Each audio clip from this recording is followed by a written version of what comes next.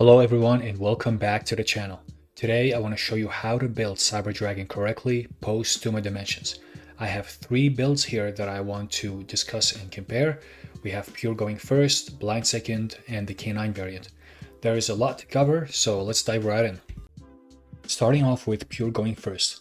This is the variant that you see me use before, and in my opinion this is the best way to play the deck. As we move further into this video and start looking at the other variants, hopefully you'll start to understand why I consider this to be the best one. But now let's look at the build. So we have 16 starters here, 3 core, 3 claw, 3 emergency, 3 realm, 3 horizon, and 1 chimera. I do consider chimera as a starter here, even though it's not an ideal one, but usually here you can end on 3 disruptions, which is pretty decent. And if you have like 1 or 2 hand champs in hand, then you should be in a good spot here.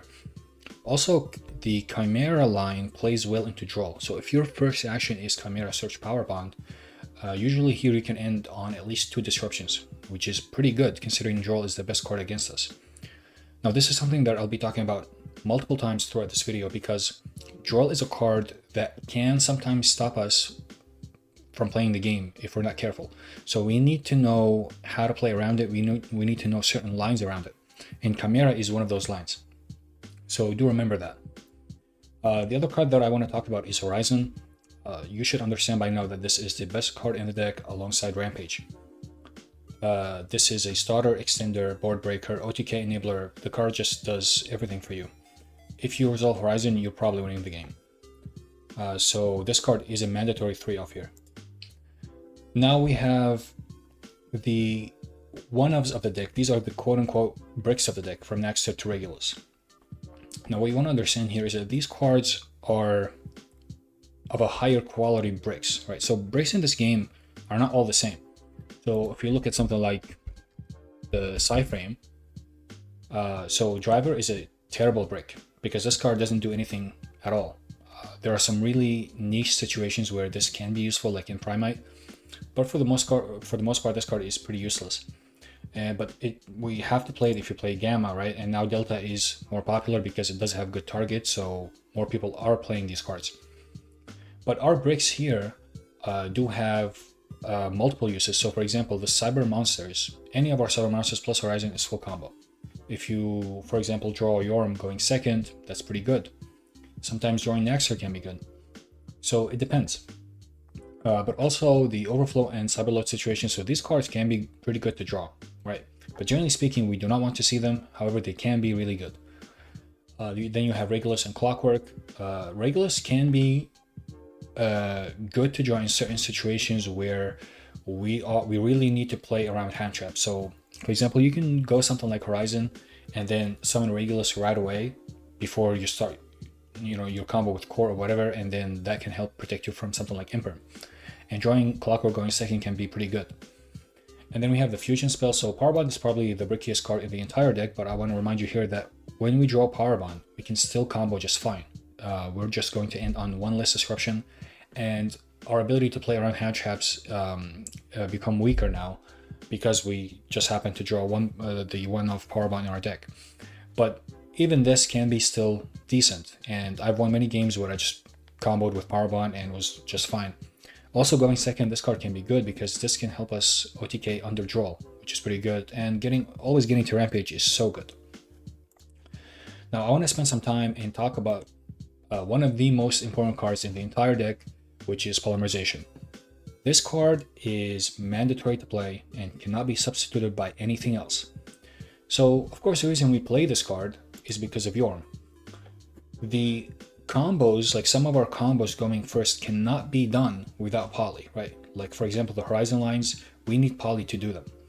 So that's one thing. The other thing is some of the other combos, like the core combo, using poly there is the best way to do it. That's because we want to bounce one of our monsters back, right?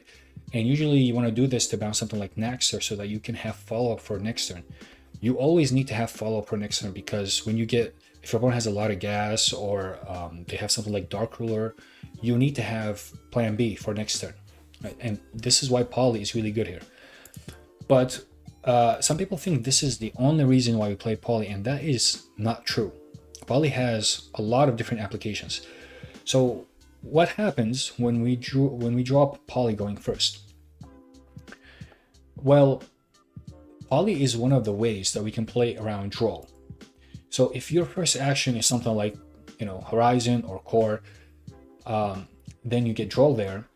Poly can help us get into Rampage, and when you get to Rampage can send wherever you're missing. Usually we want to send Nexter and Jorm. So the way it works there is that you'll be able to get 2 level 5s on the field. And so like in the Horizon example, you're gonna have like Rampage and Worm. And here you're going to go to Nova, and then you're gonna be able to get Nexter, and you're gonna be able to summon back Jorm. And Jorm is gonna be able to recycle Poly from the graveyard, right? Because you can edit from the graveyard. So what this means is that you will be able to set up a board under draw, right? So the first Poly gives you Rampage, the second Poly gives you Helios. And usually here, we're ending on at least 2 disruptions under draw. So again, like 2 to 3 disruptions under draw is like kind of our best case scenario. This is what we can realistically make, but we do need to know how to approach this. And Poly is one of the best ways of comboing under draw, right? So even drawing Poly going first can be good. Now we might say here, okay, what about going second? Isn't this card bad? And the answer is no.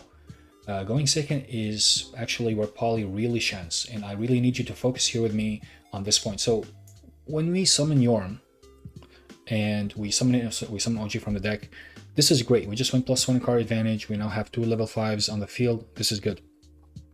However, the problem here is that if you're playing against a good player, they will not interact with your board right now, because we basically did not do anything here. We did not commit to normal summon. We did not summon from the extra deck. We didn't do anything. So if the opponent has something like, let's say it's Mitsurugi, and they have something like Magatama. If they use Magatama and get rid of whatever, OG or Jorm, doesn't matter, what happens here is the opponent is going minus on their disruptions. And that did not affect us because we already went plus. We already went +1, right? So trading 1 for 1 here is not good for the opponent, but it's really good for us. So that's, kind of one aspect to look at it. But the other way is if they decide to do something like Murakumo, and, if they have some kind of blowout here, like can destroy our monsters or whatever, 5 mana, Murakumo, whatever that is, sure, they can clear our field. And that's completely fine, because that's what we want them to do. We want them to interact with our cards after we use Jorm, right? Because again, we did not commit to anything yet. We just used 1 card. So if you're going to use one of your best disruptions here, by all means, go ahead. So realistically here, against a good player, they will not interact with you, and they will be holding their disruptions for when you start committing more to your board, something like Nova, right? Or sometimes Core, or Knight, or whatever. And what you need here is a way to take advantage of that, right? So the best way to do this is with Poly, right? So we're gonna tell them this. Okay, you're not gonna interact with us. That's cool.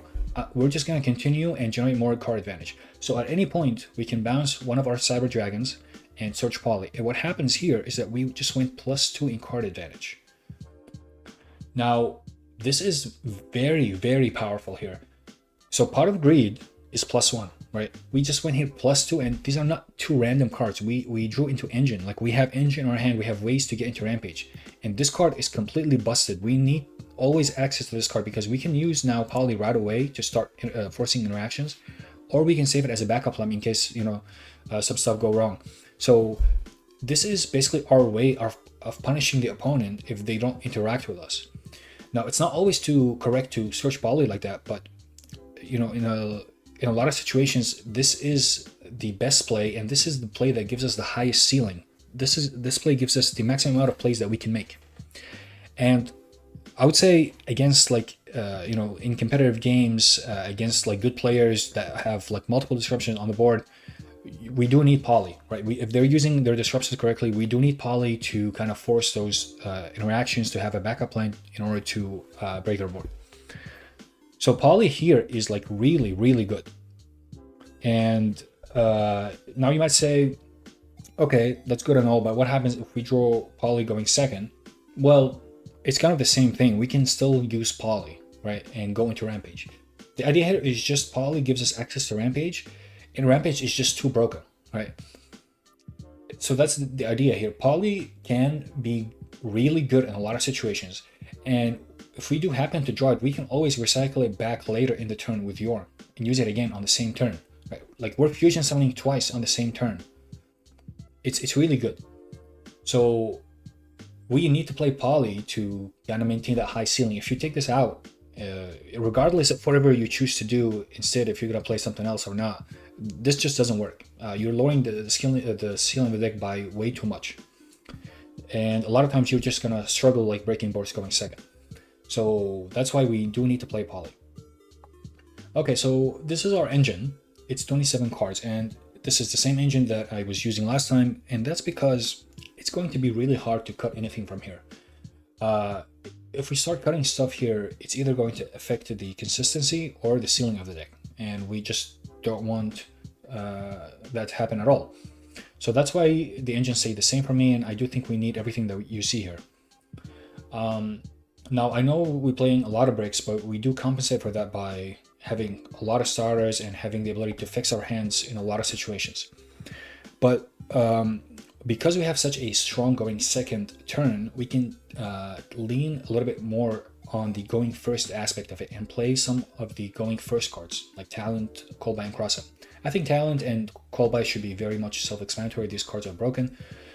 For Crossout is a little bit tricky, but I will say that as long as Joel is a card in the game, we have to play Crossout. Now, I know right now is most players are starting Joel, and not everyone is manning Joel like the way it was with Rise of Mitsurugi last format. But I do think that we still need Crossout. Now, of course, Crossout is still pretty good in general. It's because it doesn't just hit Joel, right? It hits Ash, Imperm, and Fua. So that can be really good too. And going second, this can still be good. Like going second, I'm mainly concerned about the hand trumps that my opponent have, right? Like if I know they don't have Droll, if I know they don't have an Ash, that would help me a lot to break their board. So Crossout can put a lot of work there. So yeah, I do think that for our deck specifically, we do need to main all three of these cards. And then we have Ash. So Ash is also another one of the going first cards. It's good against the Malcharmies. It's good against Izuna. This card is also pretty good when we set up a board, because we do, in this deck, we want to back up our board with some kind of hand traps. You know, at least one hand trap, ideally. And Ash is really good there because it's very difficult to interact with Ash, right? Like your opponent needs to have something like Call By to stop it. So if you get hit by something like Dark Ruler, and you have like Ash in hand, you have Imperm or Solemn Strike, you know, these cards can really help you survive, you know, that type of breaker. So Ash is mandatory here to play 3. And then we have Imperm. Now, I am like the biggest Imperm fan in the game. This card is just way too good, especially in this deck. So let me explain. Having this card as your 6th card is really, really good. So what's going on here is that the synergy between Imperm and the entire deck is off the charts. By imperming the monster and not using something like Raigeki, right? This means that now they have something useless on the field, and we can still use Jorm's effect to summon, right? And that's really good. We can still contact fuse that monster with Clockwork, right? And we can like bypass some effects, right? If the opponent has some kind of effect, you know, when it gets short and whatnot, we can bypass that. And of course, we can also, if it's in attack mode, we can just use it and attach to Infinity, right? This effect of Infinity is like one of the best removals in the entire game, because this bypasses so many things, right? If your opponent has something like Mirror Jade. So Mirror Jade is an annoying monster because of this effect here, right? If this fusion summon card in its owner's control leaves the field because of an opponent's card, you can destroy all monsters your opponent controls during the infant. So something like this, if you contact fuse it away, this will still activate, right? Not to mention that Mirror Jade will be in the graveyard, so if they have something like Quim, they can still revive it. So, but when you attach it with Infinity, right, this effect, you know, basically Mirror Jade goes to the Infinite Void. It cannot activate anything. It doesn't count as leaving the field. So this is like really good. And there's a lot of effects that we do not want to activate. And so this is really good when we use Emperor. Right, they have like a sitting duck monster on the field, you know, it doesn't do anything, and now we can use our best resource to kind of get rid of it, whatever, you know, we need. So I love Imperm. I love having Imperm as a 6th card. Now, of course, Imperm, when we go second, is also a great hand trap because, first of all, if you open 2, 3, we can use all of them, and doesn't trigger Talon, doesn't trigger Thrust, and it's really good against like certain monsters that we do not want them to have, like Herald of the Arclight, for example. Like against Yummy, all I want is just to stop Herald. I really could not care less about the Yummy board, except Herald. That's all I care about. So yeah, Imperm I think is mandatory 3-up in this deck. And then we have Fua and Droll. So these cards, so let's start with Fua. So Fua is a card that you see, you know, a lot of people play 3 of because they want to stop the opponent from, comboing going first. And I get that this is the best hand trap going second, but we can break boards. Like we don't need to rely on Fua that much, you know, unless they have some kind of FTK, which a lot of those are running around right now. But usually we can break boards just fine. I would say the problem with Fua is that we do not want to see our hand when we go first because we want our board to be backed up by hand traps, right? Not useless cards in our hand when we go first. And this is why I do not like the idea of having this as at a 3 of, but also we don't have the space to run at a 3, right? So that's why I'm sticking with 2 here. And Droll is, we're running Droll because of Crossout, of course, but also Droll hits a lot of decks. And Droll is also pretty good when we have it, you know, on top of our board.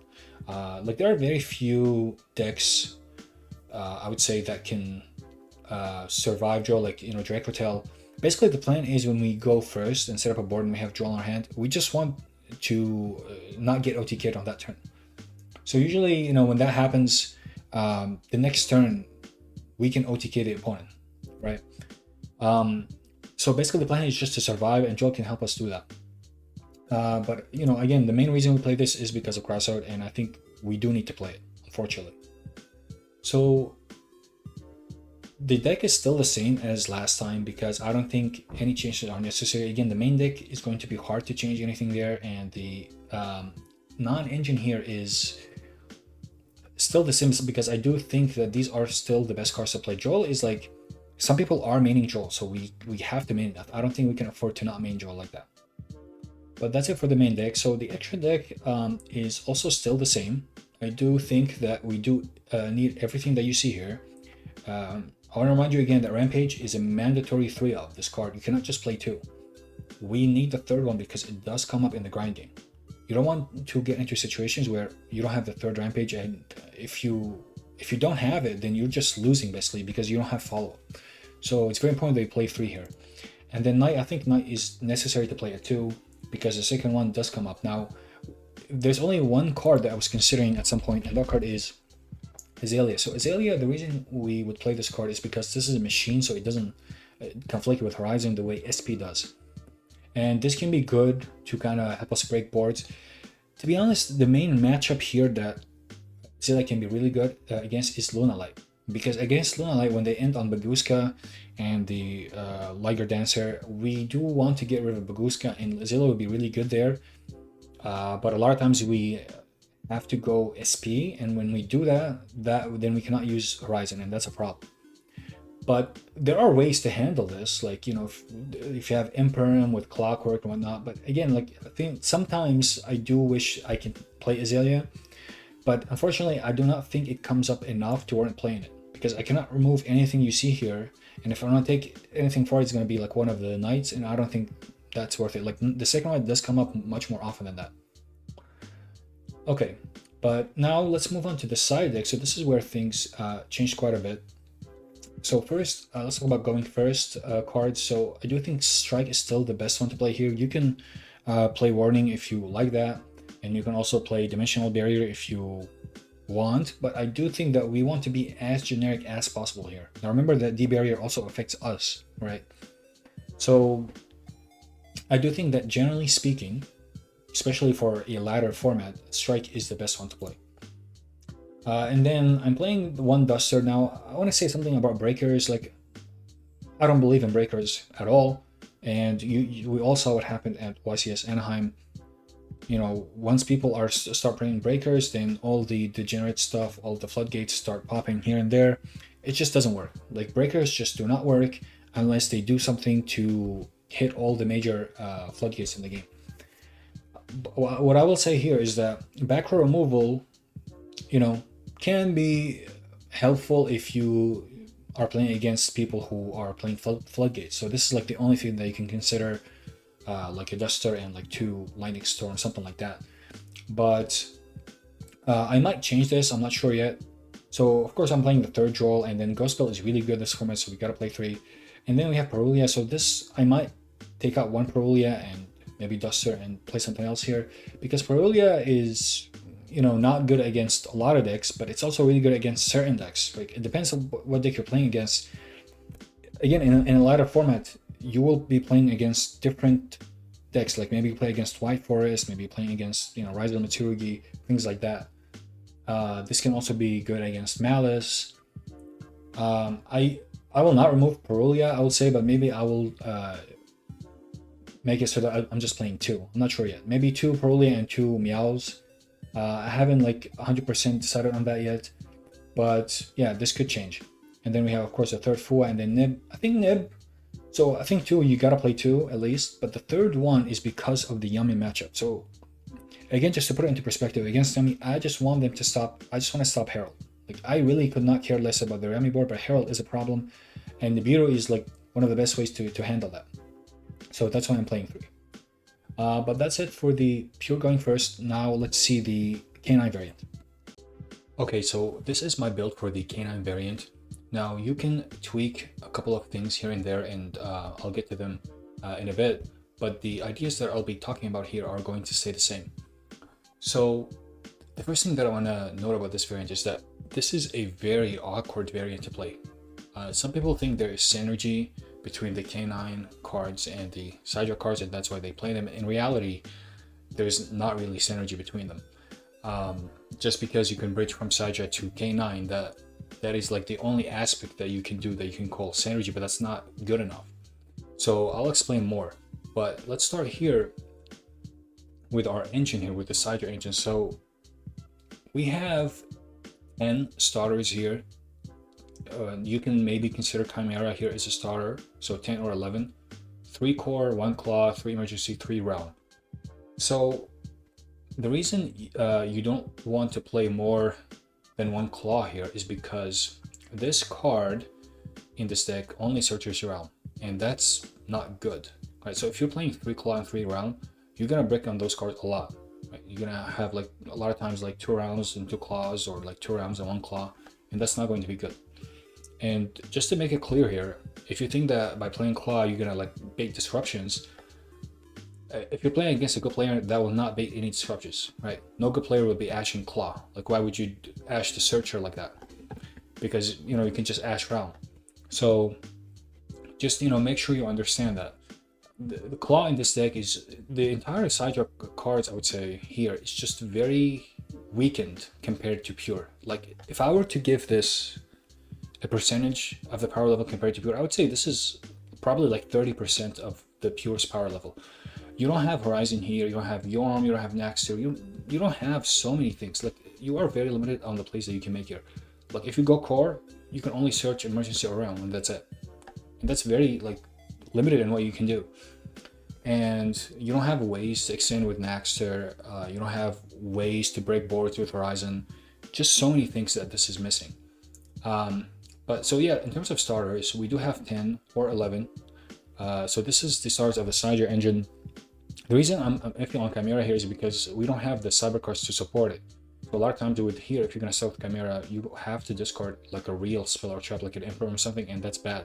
And that's like really risky, because if you get Imperm there or something happens there, you know, you just went minus and you probably lost the game. If you didn't have like something like Izuna to kind of compensate for that.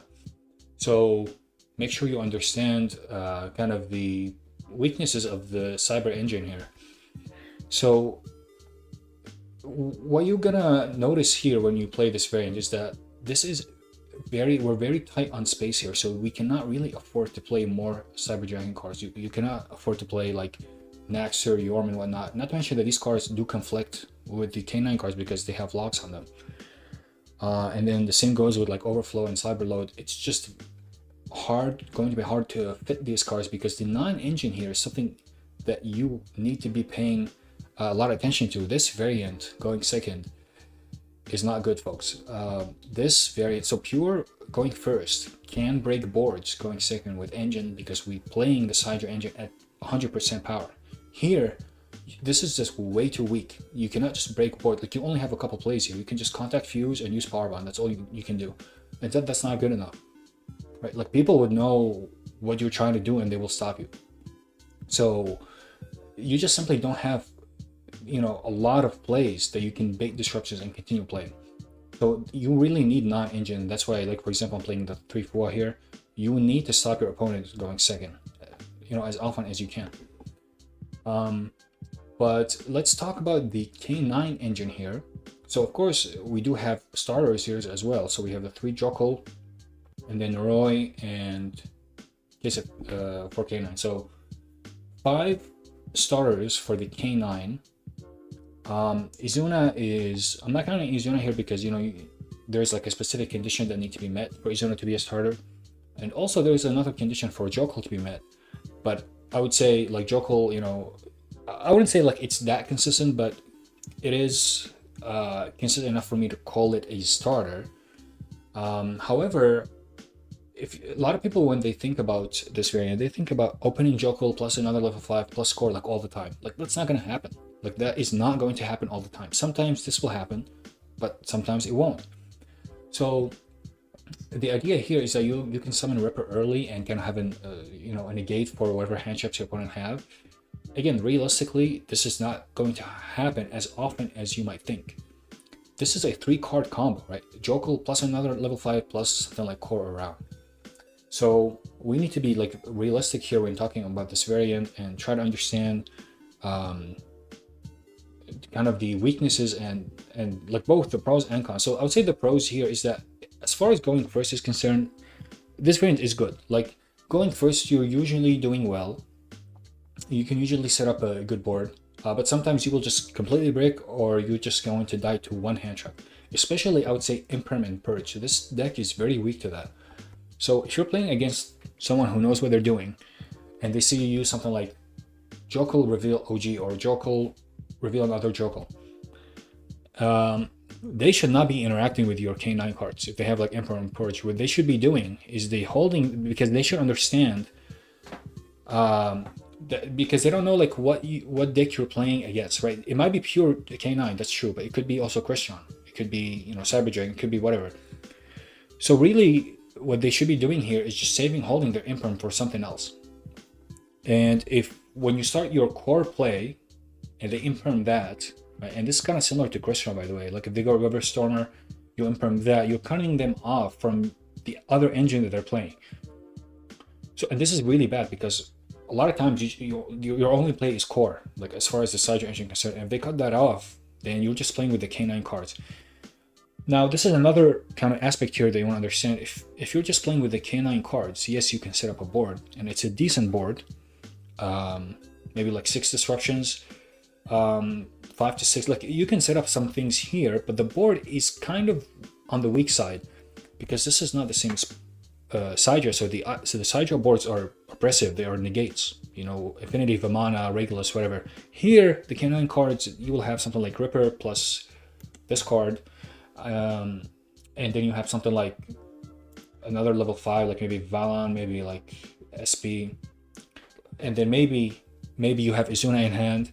Like, it depends. So yes, you can like set up some things, but these boards, they kind of weak to certain things, like evenly matched for one, and then you have something like threatened battle phase, right? Because this card is only usable in the battle phase, and when they threaten the battle phase, you might have to use it. And also it's weak to SP, and if you have IP on the board, you know that, you know, they can also threaten battle phase with that. So the board itself is all right, but the opponent can break it. Like, it's not like a super great board. The good board is when you're able to play with your Cydra engine, and that's kind of the issue. If they stop that, then you're done. So it's gonna be hard to kind of evaluate. Like, I would say when you're able to go full combo here, this is good, right? Like, I'm not gonna deny that the board you set up is a very good board, and you're probably winning the game there, unless they have something like Dark Ruler. And this is another aspect, by the way. So Dark Ruler is a card that is good against both variants. But Dark Ruler, in the pure variant, we have a good way of setting up follow-up for next turn. In this one, it's going to be hard. So like Grand Game in this deck is also like a big concern here, because you use most of your Cydra cards in turn 1. So you're basically done with those cards. And then you just have the K9 cards, and also the K9 cards do not really give you follow-up, right? Because we were playing just one Lantern, and it's going to be hard. So like you see how I'm playing to Ripper, because we do need that ground game. Like sometimes we can have a way to get the second Ripper, the second Ripper on the next turn, because we do need grind game. Like this deck can be really rough. Dark Ruler is almost a scoop against this deck, so it can be iffy here. So the K9 engine that you see here is like, you cannot play more than this realistically, because there's no space to play more. Diesel Blaster is a card that we do need here. If you're not playing this, you can play the Mjolnir Lock if you want. That's fine as well. I'm not trying to argue here like which one is better, but I want to point out that Mjolnir is probably not gonna stick around for a long time. But the engine here does take a good amount of space, and we're playing a bunch of bricks here. Like again, Diesel Blaster is a brick by itself, right? I understand it's a level 5, but it's a brick. It doesn't do anything on its own. And then you have this card. It's like the worst brick in the entire deck. This card is just horrible to draw. Like, what does this card do? And then you have Lantern and Lupus. Just so many bricks here that are not really useful. Like these cards are only good as like being level 5s, and that's it. And this card is just terrible all around. And Diesel Blaster is also like a level 5, and that's it.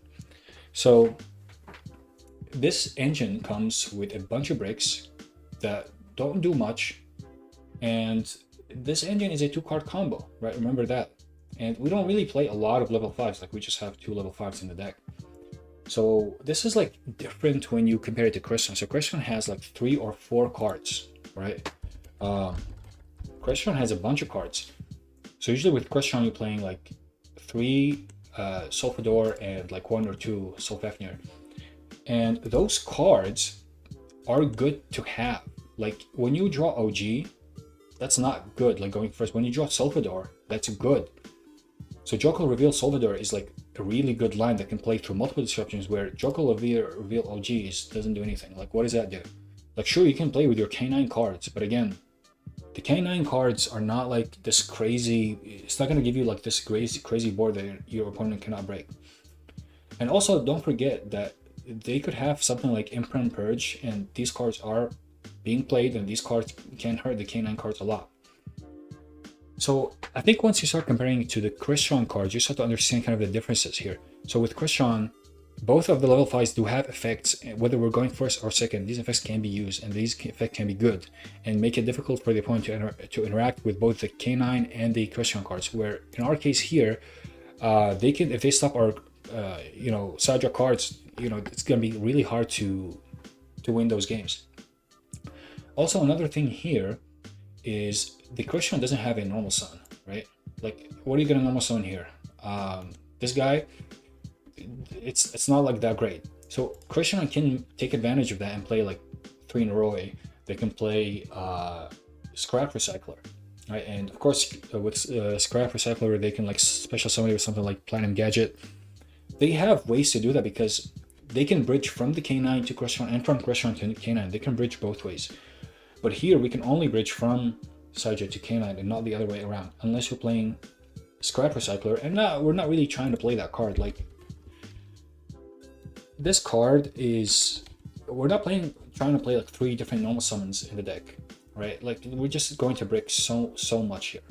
So I don't recommend this at all, and it's not really worth it. But I think, again, the comparison between the Crystron engine start to give you an idea of why the K9 is good there and why it's not really that good here.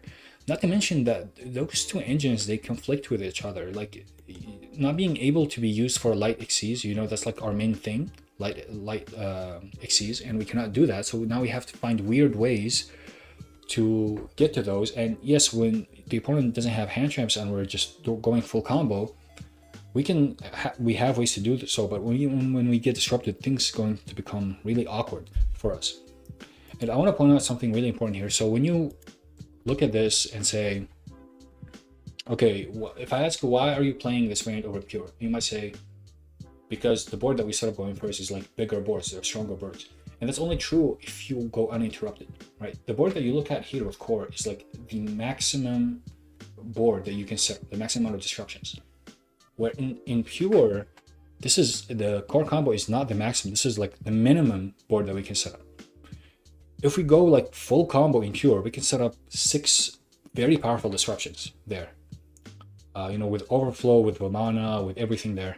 So that board is very powerful, and that board is very consistent to do, right? So just because you can set up like 1 or 2 more here doesn't really matter, because if you set up that board in pure, you're probably winning the game. So the idea that this deck sets up a bigger board is not really relevant here. What you should be asking yourself is, how consistent can you set up this board? How consistent can you play through hand traps here? And the answer is not as much as you might think. Like, this variant can struggle sometimes against hand traps, and also the draw problem here is not really solved. Like, the only way you can play through draw here is if you hand open Jokel with not level 5. Like, you cannot just search Jokel because they can just draw you there, right? So basically here you need Jokel plus another level 5 plus core. Like, again, this is like the 3-card combo here. This is like the best case scenario, and it's just simply not that consistent. Sometimes you'll have them, yes, and sometimes you'll have a good time and win games, but a lot of times you won't. We still need to play like kind of the non-engine here. So 3 Foalos here, I think it's mandatory because we need to stop the opponent from center of a board. So this is another thing here. Going second in this deck is like really bad. Like, okay, I'm not gonna say like it's like the worst of all the decks, but it's like way worse than pure, because we don't have the ways to break boards here. No Jorm, no Horizon, no Naxter, nothing. It's just going to be really hard to break boards here because we only have a couple plays, right? They stop your Clockwork, they stop Power Button, and then you're done. The K9 cards don't really break boards. Like, this engine is not a board breaker engine. A lot of times you'll just lose to one hand trap or one disruption or whatever. So you will struggle here against a good player. I don't think it's possible to break boards against good players consistently with this deck, where in the pure you can. Right, so that's like a main difference between those two variants. So here we need to play at the very least this amount of non-engines. So 3 Foalos, 3 Ash to stop the Maltromies and whatnot, and then 3 Imperm, and then the 2 best going first card. I'm not playing Crossout here because I do recognize kind of the Jokel kind of aspect event that can compensate for not having Crossout. So here we have 12 hand traps, right? 3, 6, 9, and then 3 Izuna. This is the minimum amount that you need to play here in order to have a chance against the decks. If you want to change some things here, like Droplet instead of Imperm, you can, if you think that's better. But the idea here is that you just need answers for going second. You need to stop your opponent. Otherwise, it's going to be really hard to win games going second. So overall, if you think about like, why would you play this over pure? You won't find a single good reason to play this over pure, because this does not solve any problems that pure has. So the biggest problems with pure is draw, is like the large engine size, making us not play as much non-engine. And here we're playing a second engine, so here we have actually less non-engine than what we have in pure. So that doesn't solve anything here. And the draw, again, this is not consistent enough to call it a solution to draw. Sometimes you actually lose harder to draw here because you don't have like real answers here. You can't just go core and search overflow here. Sometimes you have to go like emergency search OG and then to pair up with Jokel, and now you get hit with draw and tough luck.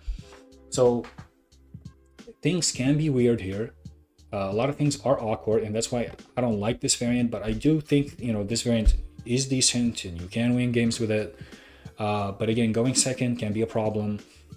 And I just, this is just a personal thing of mine. I just don't like the idea of just weakening the Cydra Engine so much just so that we can play the K9 cards. Like, I'm not sure why would you do that, because our engine is just very strong if you're playing at full power. So that's kind of my opinion here, but I do think that this is still a decent one, but definitely not on the same power as Pure. Now looking at the extra deck, you can tweak some of the things here. So maybe like some options like Armor Liar. Armor Liar can be good to kind of special summon like another OG or something, from the hand. This can be decent. You can also play something like Saryuja. That can also be a decent option. You can also play IP if you want to. IP has good synergy with this guy, because after you use this guy's effect and then you go IP, and then you can use the other effect of this monster to kind of target and destroy. There are some cards that you can play here if you want to, but I will emphasize, I think we need some kind of plan here for grind game, because follow-up in this deck is a real problem. Like if they out your board, sometimes you just don't have any resources left to play the game. So make sure you pay attention to that. And then we have, again, the sideway, you can tweak it however you like. This is what I think is suitable here, but you can tweak it however you want. Basically, I just wanted to talk about like kind of the ideas about the deck and the pros and cons, because a lot of people seem to be playing this deck thinking like this is the best way, and they're just looking at the pros that the K9 offers without looking at all the disadvantages, all the things that you're giving away for this, the severely weakened Cydra Engine here that you are playing, and kind of all the things that make it awkward to play K9 in this deck compared to something like Crystron. So I'm just trying to be like really realistic here with the expectation. This is a decent variant. You can do well with it, especially going first, right? But going for second can be a problem, and when you're heavily disrupted, that also can be a problem. So just make sure you're aware of these things. And overall, I do think Pure going first offers just much more than what this offers. But now let's talk about the Pure blind second. Okay, so this is my build for blind second. And I want to start here by talking about how the deck was being played before we got the new support. So before that, this was a blind second deck. Some people were trying to make it a going first deck by playing something like the Fiendsmith engine and relying on drawing cards like Core and Machine Duplication. But this was not really good. Like this was not consistent enough to call it a going first deck.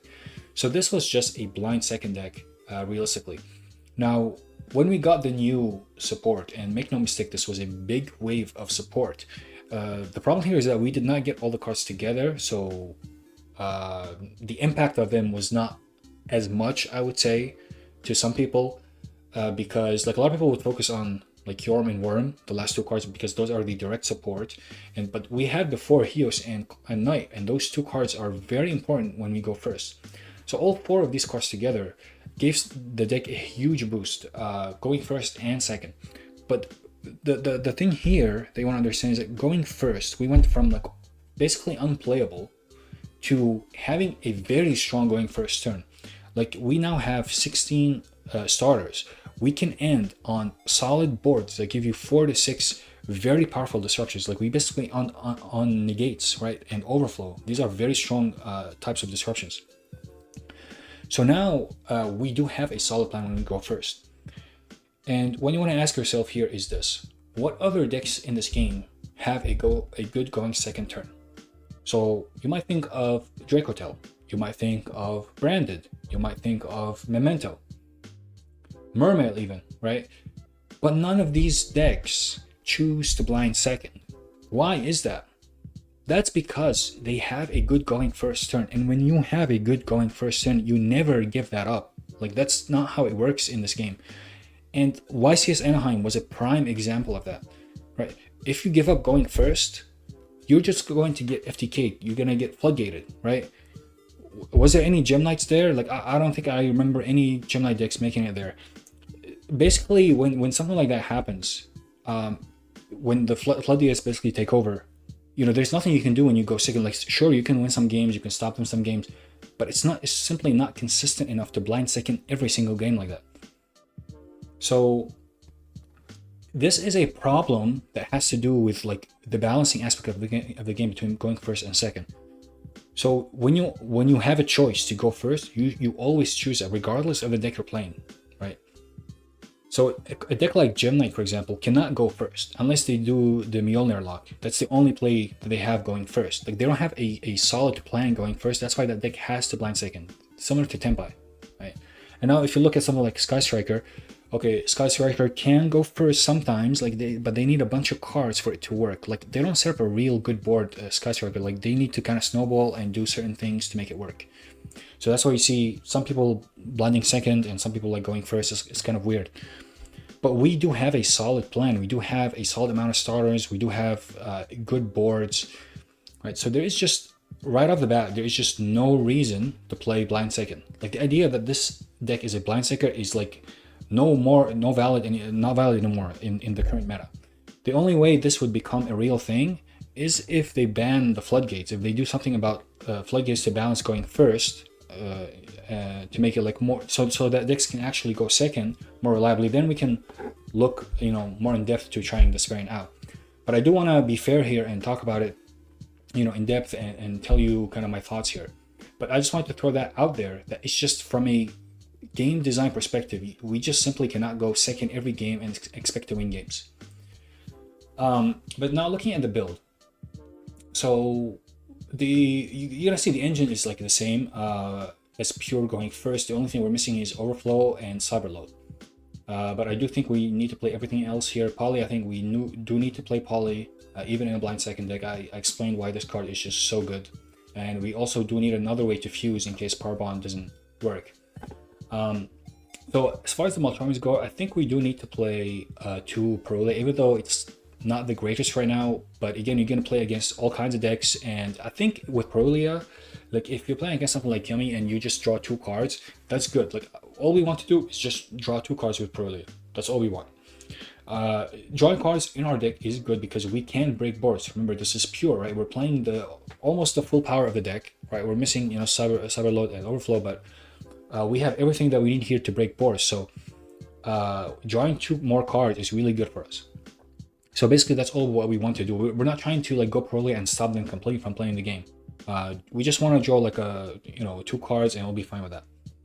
And then as far as breakers go, so this is something that you really need to understand here. We do not need breakers in this deck because we can break boards, and you've seen me do that before with the pure variant, right? With pure going first. We don't need breakers to help us break boards. What we need are certain cards to help us out in certain situations. So one of them is Salesman. So Salesman is here mainly for Droll. We do want to stop Droll. That's our number 1 concern. If they draw you, you're probably losing the game, right? So we do need an answer for this. So, but also if we're in a good spot, we can just use Salesman against whatever you want, like Femina, Snatchy, whatever you want. So this is a good flexible card, but we do not want to brick on it, so that's why we just play 2. And if you look at here, what I'm doing here, I have like 4 cards to kind of counter draw, which is decent. Remember, we're blinding second every game means that we are most susceptible to draw, so we need to have a decent amount of answers for that. And not to mention that we can draw cards with our draw cards here with the Maltromies. But another thing that I want to talk about is kind of the back row removal. So we're mainly concerned about back row. Raigeki in this deck is not good, right? I already explained that when I talked about Imperm. I don't like Raigeki here. But sometimes, because we're always blinding second, we do want that kind of back row removal aspect, kind of to always have handy. Because, realistically, it can help a lot, right? Other than hitting floodgates, of course, it can help hit whatever you want. Even like hitting sometimes just 1 Imperm can be good. But I would not play more than this. So like I would say 2 or 3 back row removal, and then that's it. And also Lightning Storm can be a Raigeki sometimes if you really need to. But that's it on the breaker side, right? And then we have Imperm. Like Imperm is like the best breaker for us. We love seeing Imperm as our 6th card. But we do not want to play more than that. Talent can also be a breaker, of course, and Coldbuy can be, depending on the matchup. So those cards can also count there. What I want to say here is that we do not want to play something like Thrust. Thrust is bad in this deck.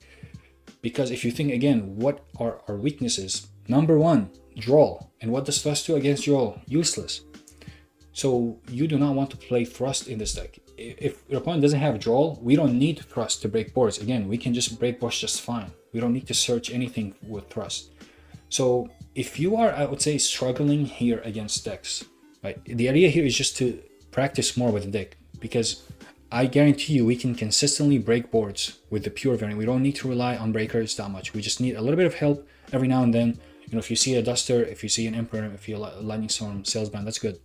But it's not like we have to see a breaker or we lose, right? No, like we can just break boards with Engine just fine.